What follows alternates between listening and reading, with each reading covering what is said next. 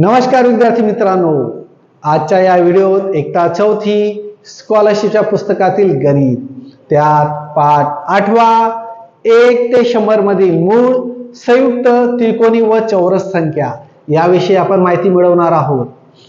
पुस्तकात पाठाच्या सुरुवातीला जी काही माहिती दिलेली आहे ती व्यवस्थितपणे तुम्ही समजून घ्यायची। त्यात तुम्हाला मूळ संख्या कोणाला म्हणतात, किती मूळ संख्या आहेत 1 ते 100 मध्ये, संयुक्त संख्या कोणत्या, त्रिकोणी संख्या आणि चौरस संख्या कोणाला म्हणतात याविषयी जी माहिती दिली ती सुरुवातीला समजून घ्यायची। त्यानंतरच तुम्ही स्वाध्यायाला सुरुवात करायची। त्याच्यातला पहिला प्रश्न पाहूया, एकूण किती समसंख्या मूळ संख्या आहेत? तर एकूण ज्या आपण बघितल्या तर एकूण 25 मूळ संख्या आहेत। त्या 25 मध्ये 2 ही एकमेव समसंख्या आहे, बाकी सर्व या विषम संख्या आहेत। मग या ठिकाणी काय सांगितलं होतं, समसंख्या असली पाहिजे, मूळ असली पाहिजे। मग ती किती? फक्त 1, म्हणून पर्याय क्रमांक 3 याचं योग्य उत्तर। पुढचा प्रश्न आहे दुसरा, 1 ते 50 मधील विषम मूळ संख्यांची बेरीज किती आहे? यासाठी तुम्हाला मूळ संख्या पाठ असल्या पाहिजे। सुरुवातीला पाहूया, 1 ते 10 मध्ये किती मूळ संख्या आहेत? 2 घ्यायला चालणार नाही कारण ती सम आहे, आपल्याला विषम संख्या, म्हणून 3, 5, 7, 11 ते 20 मध्ये 11, 13, 17, 19, 21 ते 30 मध्ये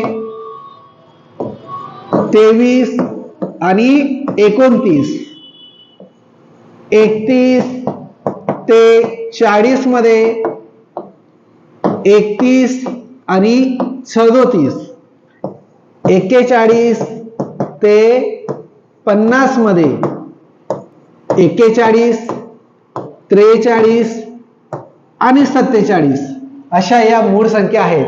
या एकूण 14 असतील। किती असतील? 14, कारण 1 ते 50 मध्ये 15 मूळ संख्या आहेत, त्यापैकी 1, 2 ही सम होती, त्यासाठी आपण ती घेतलेली नाही। यांची आपल्याला बेरीज सांगितलेली आहे। आता बेरीज करूया। 7 आणि 3 10 आणि 5 15 झाले, 9 आणि 7 16, 16 मध्ये 3 मिळवले 19 आणि 1 20, 20 चे 0, 2 हाताला कॅरी केले, 2 आणि 1 3, 4, 5 आणि 1 6, 9 आणि 3 12, 12 चे 2 हाताला 1, 2 आणि 2 4 आणि 1 5, 7 आणि 1 8, 3 आणि 3 6, 7 आणि 3 10 आणि 1 11, 1 कॅरी केला म्हणजे हातचा दिला, 4 आणि 4 8, 8 मध्ये 4 मिळवले 12, 12 हाताला 1 13।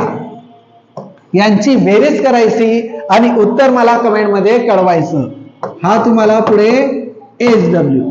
पुढचा प्रश्न पाहूया, प्रश्न तिसरा, 1 ते 100 मधील सर्वात लहान विषम मूळ संख्या व सर्वात मोठी विषम संख्या यांचा गुणाकार किती आहे? आता सर्वात लहान विषम असली पाहिजे आणि मूळ असली पाहिजे, ती आहे 3, आणि सर्वात मोठी विषम संख्या म्हणजे 99 यांचा गुणाकार, म्हणून याला 3 ने गुणूया। 3 चा टेबल 9 पर्यंत घेतला तर 27 होतात, 27 चे 7 2 हाताला दिले, 3 चा टेबल 9 पर्यंत घेतला तर 27 आणि 2 मिळवले तर 29, 297, पर्याय क्रमांक 3 याचं योग्य उत्तर। पुढचा प्रश्न आहे चौथा, पुढील पैकी कोणती संख्या संयुक्त संख्या आहे? मग संयुक्त संख्या कोणाला म्हणतात हे तुम्हाला माहित असलं पाहिजे। मग संयुक्त संख्या म्हणजे काय? जी संख्या मूळ संख्या नाही ती संयुक्त संख्या। एकदम सोपं आहे। 69 मूळ संख्या आहे, 79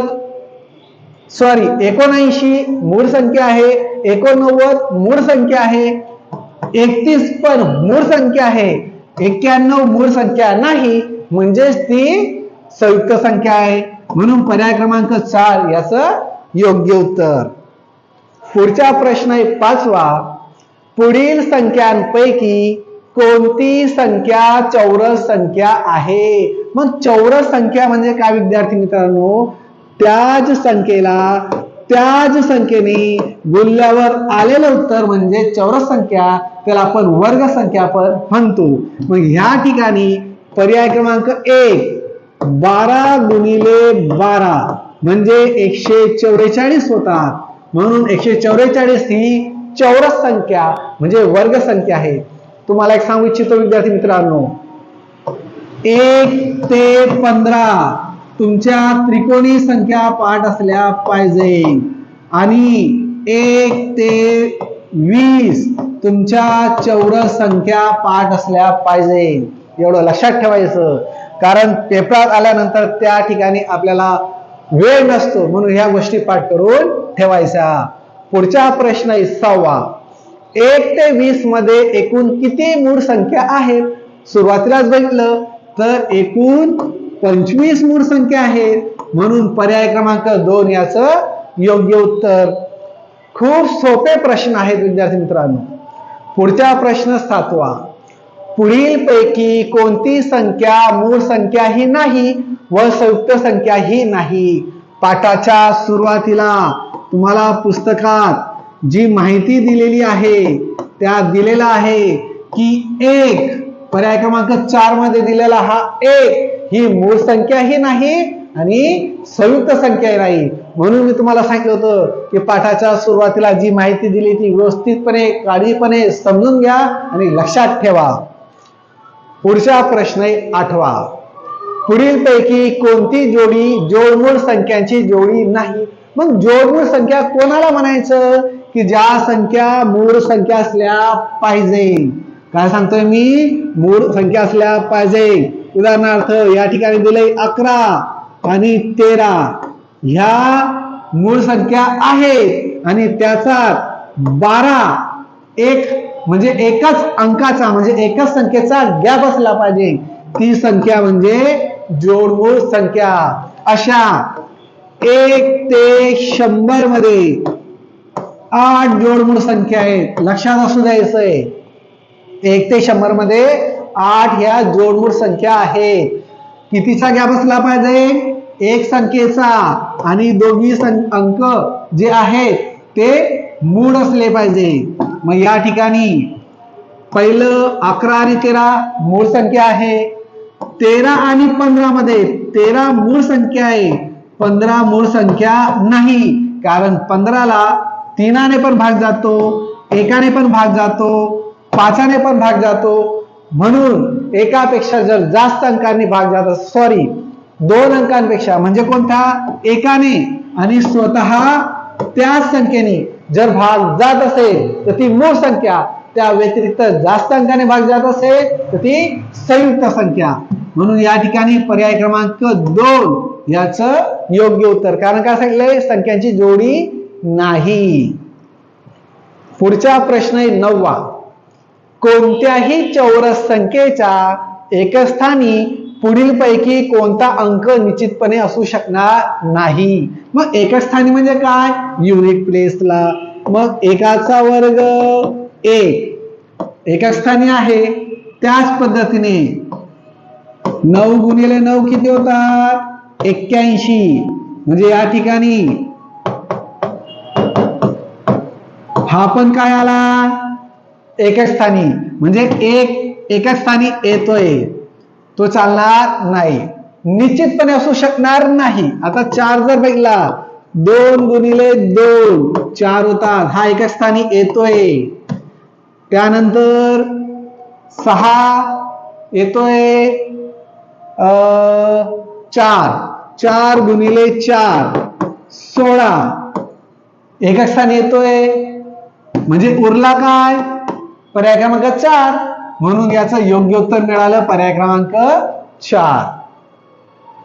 पुढचा प्रश्न आहे 10वा. त्या अगोदर जर व्हिडिओला सबस्क्राईब केलं नसेल तर सबस्क्राईब करून घ्या, म्हणजे लगेच येणारे पुढचे व्हिडिओ तुम्हाला मिळत असतील. पुढचा 10वा आणि या स्वाध्यायाचा शेवटचा प्रश्न. दोन समूळ संख्यांच्या सामायिक अवयवांची दुप्पट पुढीलपैकी कोणती आहे? आता दोन समूळ, मग समूळ म्हणजे तुम्हाला माहित असलं पाहिजे की त्यांना फक्त एकानेच भाग जातो. मग एकाची दुप्पट केली तर काय होते? 2. म्हणून पर्याय क्रमांक 2 याचं योग्य उत्तर. धन्यवाद विद्यार्थी मित्रांनो, भेटूया उद्याच्या दिवशी पुढच्या व्हिडिओमध्ये.